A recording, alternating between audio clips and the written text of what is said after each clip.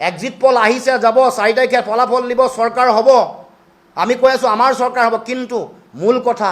জুবিনদাৰ হত্যাৰ ন্যায় পাব লাগিব এই ক্ষেত্ৰত কোনো কাৰণত আপোচ কৰা নহ'ব আৰু সেইকাৰণে আমি ক'ব খুজিছোঁ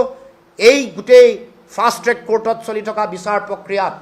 যদিহে ক'ৰবাত যদি তথ্যৰ যদি ক'ৰবাত যদি তেওঁলোকে সঠিকভাৱে তথ্য যেনেকৈ এগৰাকী ব্যক্তিৰ ধৰ্ষণ কৰি হত্যা হোৱাৰ পাছত